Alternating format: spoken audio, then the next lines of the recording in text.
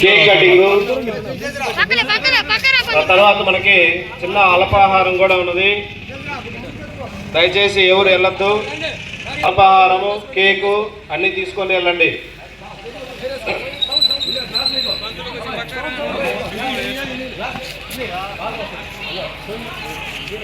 సాధారణంగా మనకి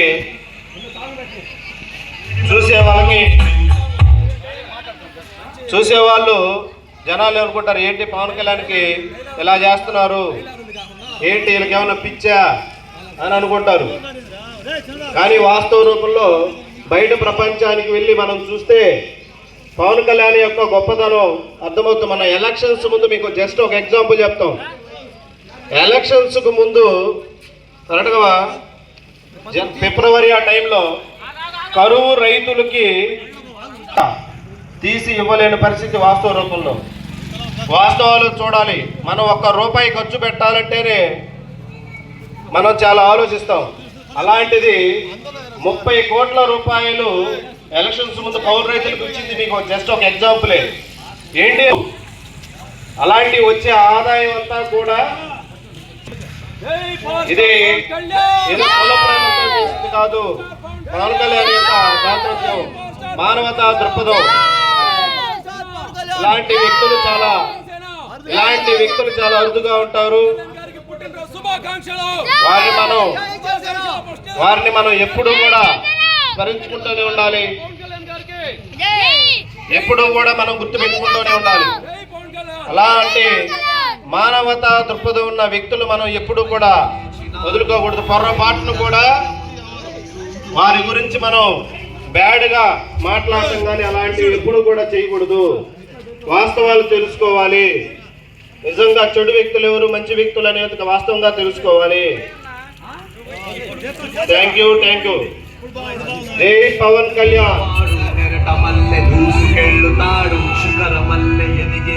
నాయకుడు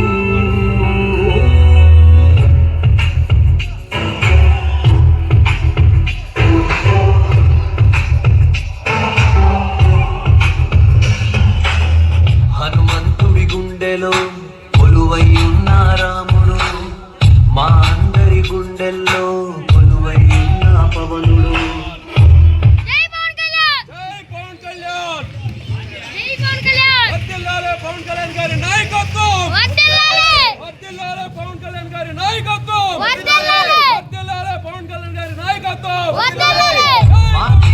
వస్తాడు, నచ్చిందే చేస్తాడు, మాటిస్తే వస్తాడు, నచ్చిందే చేస్తాడు. కూటమి నాయకత్వం, కూటమి నాయకత్వం. జై జనసేన, జై జనసేన, జై జనసేన, జై జనసేన, జై భారత్ మాతా, భారత్ మాతాకి జై, భారత్ మాతాకి జై, జై జై ఆంధ్ర. పవన్ కళ్యాణ్ గురించి నేను 2 మాటలు చెప్తాను. పవన్ కళ్యాణ్ గారు మన ఆంధ్రప్రదేశ్కి ఇప్పుడు కొత్తగా కరువు పనికి వెళ్తున్నారు మన జనం అంతా. వీళ్ళకి 100 రోజుల నుంచి 150 రోజులు పెంచేదానికి మోడీని ఒప్పించాడు.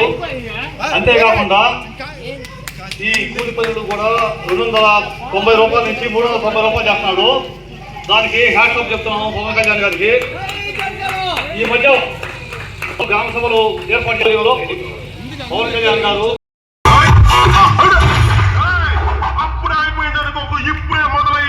ఇప్పుడే మొదలయ్యింది.